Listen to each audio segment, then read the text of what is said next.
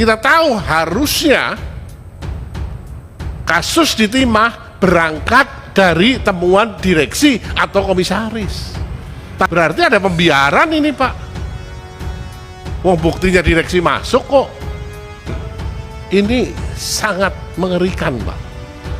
Di mana sebenarnya manajemen perusahaan? Dari 2015 sampai 2023 akhir baru terbongkar. Kan tidak mungkin ini sakdet saknyet. Sudah kelihatan. Tapi tidak ada inisiatif sama sekali. Pernah memang melakukan pelaporan kepada Bareskrim. Tapi kemudian penanganannya seperti apa? Atau jangan-jangan memang manajemen PT Timah ada ketakutan untuk membongkar. Kalau ada ketakutan itu, maka nanti di rapat panja bongkar semuanya, Pak. Karena korupsi yang paling hina, Pak. Menurut saya, kejahatan yang paling hina adalah korupsi. Yang kemudian hasil korupsinya digunakan untuk pamer, Pak. Menyakitkan sekali, Pak. Pamer kekayaan, pamer rumah mewah, foya-foya, sementara perusahaannya seperti ini. Silakan Pak Haris Turino di kanan. Baik, terima kasih pimpinan, yang terhormat pimpinan dan anggota Komisi 6, Pak Direktur Utama PT Timah. Memang ketika saya menerima bahan presentasi ini, saya sangat terkejut, Pak. Tidak ada secuil pun sense of crisis. Padahal beberapa direksi dari PT Timah sekarang ada di dalam tahanan. Direksi sebelumnya. Seharusnya Bapak berangkat dari sini dengan satu persiapkan itu dijelaskan. Ada masalah apa di PT Timah? Ketika sudah 16, Pak, orang yang ditahan. Orang yang ke-17 sedang ditunggu, Pak. Ya. Ini seharusnya kan dijelaskan, bukan memaparkan laporan keuangan yang hanya seperti ini. Mengatakan bahwa pendapatan turun karena produksi turun. Itu harus dijelaskan kenapa produksi turun. Dan yang menarik adalah kenapa labanya sangat fluktuatif. 2020 rugi 340 triliun. 2021 untung 340 miliar. 2021 untung 1,3 triliun, 2022 1 triliun, 2023 rugi lagi 450 triliun. Oh sorry, miliar. Harus dijelaskan, Pak. Kenapa juga EBITDA-nya turun 71%, hanya 684 miliar. Kemudian tadi ditunjukkan bahwa utangnya meningkat. Kalau dari catatan saya, apa benar, mohon diklarifikasi, kalau DER-nya masih sehat. Debt to equity ratio di 106%. Dan current rasionya di 1,39. Tapi saya sangat terkejut sama dengan rekan Darmadi Durianto.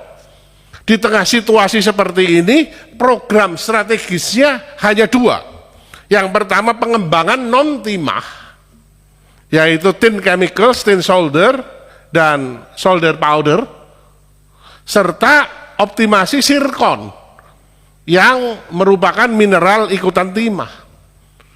Berapa gede sih kontribusi dari produk-produk baru ini terhadap PT Timah? Apa tidak ada program lain, Pak, yang lebih signifikan?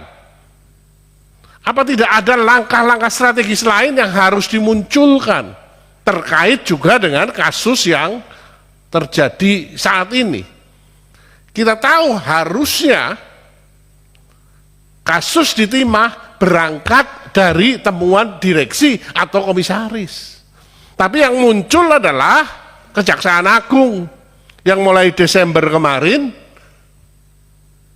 mulai melakukan penelitian. Dan ketika mulai melakukan penelitian rame, yang menarik adalah jawaban Bapak kepada Bursa Efek.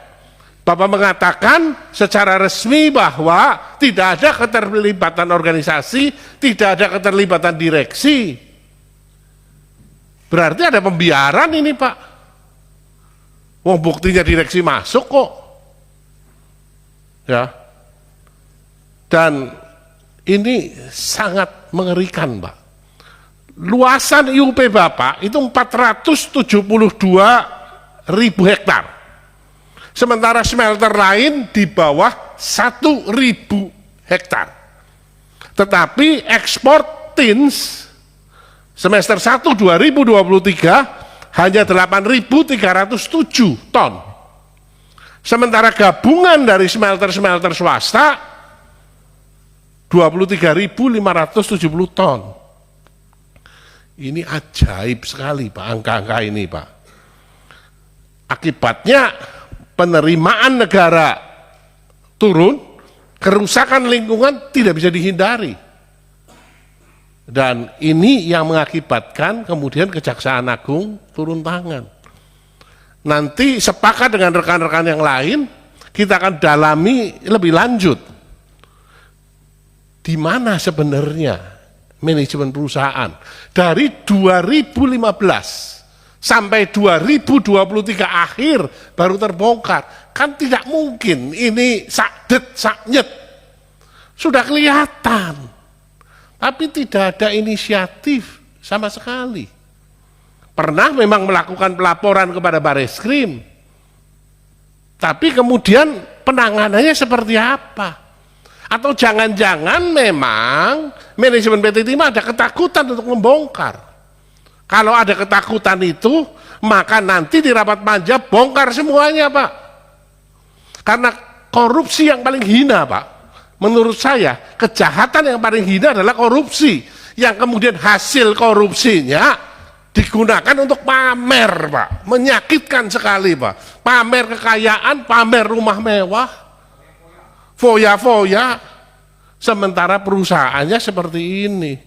Kalau kita tindak lanjuti lebih lanjut, kita bisa tanyakan di mana peran komisaris sebagai pengawas, di mana peran holding. Rasanya kita di Komisi 6 kaget, tahu-tahu ada masalah seperti ini. Kalau rutin dilakukan update, kalau memang Bapak mengalami kesulitan, seharusnya kan ceritakan dengan kami, sehingga dukungan politik bisa kami berikan, tidak terjadi hal-hal seperti ini. Dan tolong nanti di panja Pak, juga dipikirkan Pak, apa inisiatif strategis yang diusulkan oleh manajemen saat ini untuk membantu kejaksaan, untuk menelusuri aset tracing, supaya kejaksaan benar-benar bisa menerapkan TPPU.